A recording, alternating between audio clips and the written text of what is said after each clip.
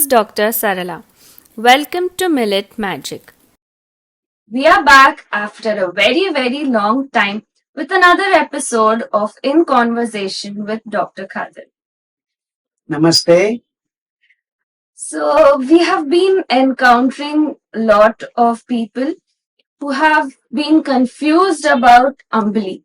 So, I think it's time we clear a few of the misconceptions and make it crystal clear as to what people need to do regarding Ambali.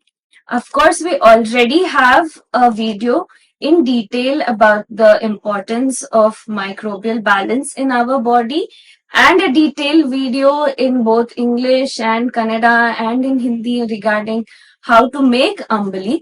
But let's just clear a few doubts which we encounter many people to be having regarding Ambali now. So the first thing I think many people are confused about is how long does it take to prepare Ambali and how do we know that the Ambali is ready? Once they have cooked it, put it in the mud pot and tied it with a cloth, how long do they need to keep the cooked millet to make Ambali? It is important you soak and cook your grain or rava, that is broken rice, or flour. Whatever way you like it, you can cook and tie it in the mud pot. And along with it, just take a little bit of milk and put curds. And the moment you see curd formed, well, In a separate in way. separate vessel, Yes. that is the time you mark. So this time varies from place to place depending upon the temperature, or in the same place depends on the summer or winter or Correct. like that. Temperature. So you need to be careful in understanding that the time factor varies. It could be 6 hours, it could be 8 hours. In some places, if the temperatures are low, it could be 10 or 12 hours. So that particular aspect you have to fix by keeping warm milk and curds and notice the time. And that is the time that you want to follow. Very simple, straightforward business. So no confusion. And after that time, say it is 12 hours in Punjab in January. Cold season. Cold season. It has taken Yeah. 12 hours. 12 hours. And now the Ambali is ready. Ready. So the next question is, when should we eat this Ambali? Drink this Ambali. Yes, correction. So let's talk about that point also next. So by when should we finish this Ambali? Yeah, 12 hours, maximum 1 hour. That is the Ambali is ready. You finish it by 1 hour. Do not keep it further anymore. That's it. Simple, straightforward. So the time is decided by the place and the weather condition. So I told Punjab people in winter 12 hours, you cannot do that in Gunturu. In summer. So that time is decided by you follow the milk becoming curd, and that is the right. And once it's ready, you Ready. need to consume it Within an hour. completely and finish it. Finish. Don't save it for your next meal. Next. So if you are having Ambali 3 times in a day, you need to make it for each and every Every. time separate. So for the morning, you would have cooked it in the night and tied it in a pot. It's ready in the morning. You drink it fully in the morning, not in the afternoon. Yes. So if you want to drink it in the afternoon, you have to cook it in the morning, tie it, Right. and then it will be ready for the afternoon. So for each meal, you Session. need to make it Make it separately. Yes. So that is the gist of what we have discussed till now. You can make Ambali either from millet flour, from millet rava, or the millet grain, the rice form. So anything, whichever you prefer, or each time you can make it with a different form of the millet. You can make it from all 5 positive millets. There's nothing like you need to use only brown top for making the Ambali. And the summary is that the duration which is required to make the Ambali is the duration which is required in your place, in that temperature, to make curd the same duration. And once the ambali is ready, you need to finish it within an hour. You cannot store it for the next meal or the next meal in the fridge or in any other meals. Correct? This is the summary. Perfect. Okay.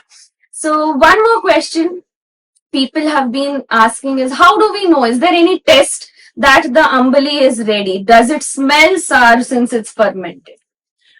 Sometimes, yes, if you over ferment and all that, but this is the only standard mark of your curd setting.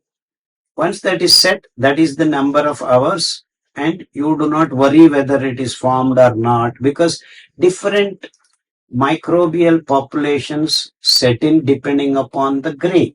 So you cannot have A standard smell like idli or dosa, because there that urud decides the population of the microbes. So now we have 5 different grains, or even neutral millets also you can make ambali sometimes if you want to. So each one is different. So don't go depending upon its smell or taste. Or the look of bubbles forming on the top. All that depends. For various parameters are there. The only parameter and standard mark is milk becoming curd. Notice the time, and in that particular season, in that particular place, that's it. And an hour or so before you complete the meal that ambali. Okay. So another question, which we even while speaking, the consistency of ambali. So many people are having it as an entire meal and in the solid form. So please clarify the doubt as to why ambali needs to be in a drinking consistency. Liquidish consistency, because when you have after boiling, it should be 1:10, the consistency, so that the air and the microbes are entering through the micropores of the pot and the cloth, and the aeration is very well there, and you have the fermentation process. So if you have thicker consistency, the fermentation itself is not set in properly nor gets completed properly. So the final product should be liquidish, such that you have drinkable, not eatable. So ambali is always drinkable, and if you are using the grain, sometimes it may settle down in the pot. You need to mix well and then consume the entire not just the water. Leave away the leave away. So ambali is drinkable, not eatable, not to be eaten. So this is another important aspect. So after cooking, you make sure that there is 10 times water, and imagine it has come down. You boil separately and fill that. Allow it to cool down. Before fermenting, the ambali should be liquid form so that it ferments well. And another important point, when you are eating ambali, it will spend more time inside your stomach. So your stomach is full of acid, and the acid is going to kill the bacteria, which was the first purpose why we are consuming ambali, is to regain the microbes in our gut. Microbes in gut. Gut microbes are very, very important, and we need to get that going. So the liquidish form allows it to go into your gut directly, losing very small amount in the stomach. So liquids spend very less time, 30 seconds to a minute in your stomach. So the exposure to acid is minimal, and more live bacteria reach your intestine and can colonize that. And you have the wonderful actions of these microbes, symbiotic microbes in your gut. And that is the whole objective. And once you continue to do this, your vitamin B12, which is very important in many, many, many reactions of biochemistry and physiology, are fulfilled. And you all know nowadays everyone is vitamin B12 deficient, bringing in nervous disorders, heart problems, immune problems, whatnot. All a galore of diseased condition is created if you have B12. B12 deficiency, and many other wonderful things happen when you have symbiotic gut flora uh, coexisting in your system, and that's very important.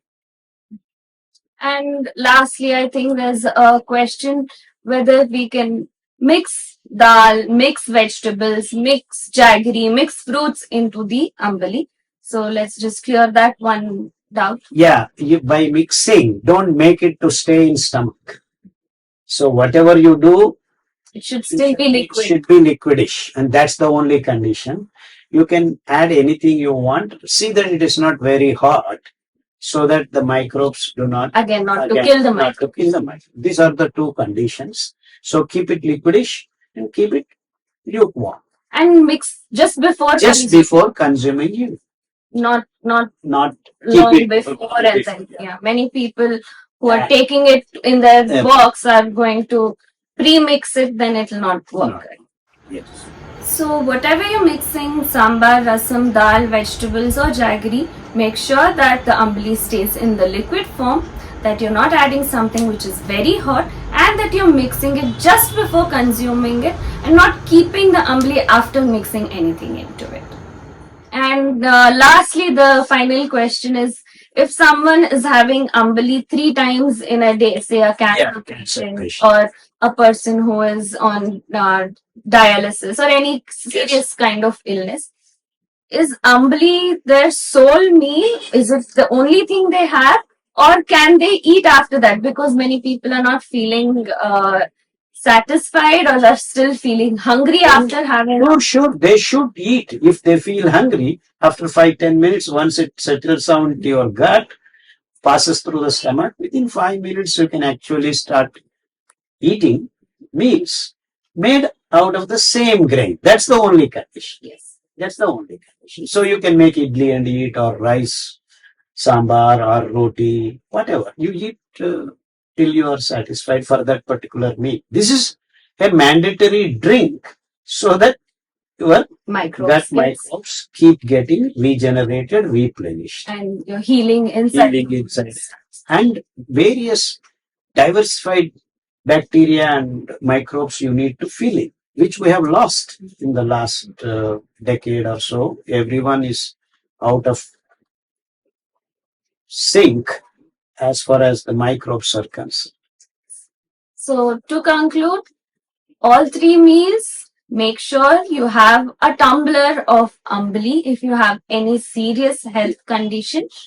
After having around 150 to 200 ml of ambali, if you're still hungry after that, please feel free to eat anything which is made from the same millet, whichever millet you have used to make the ambali. You can make anything else from the same grain and consume it, have it, and make sure you are feeling full and satisfied. There is no need to stay hungry if you're having ambali. But first thing, make sure you have a big glass of ambali before eating anything else. Don't skip the ambali because, okay, you liked idli or you liked the paratha made from millet, but that does not mean you skip the ambali. That's the doctor inside your body which is going to help heal your condition. So make sure that you don't skip or miss the ambali in your food. Even if you are healthy, like me, you want to have at least once ambali and then have meal.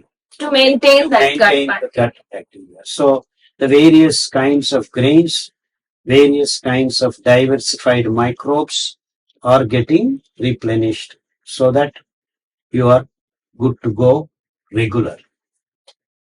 So let's not forget the significance of ambali. This is just another reminder on how important it is and for everyone to include it in your daily lifestyle. Thank you. Thank you.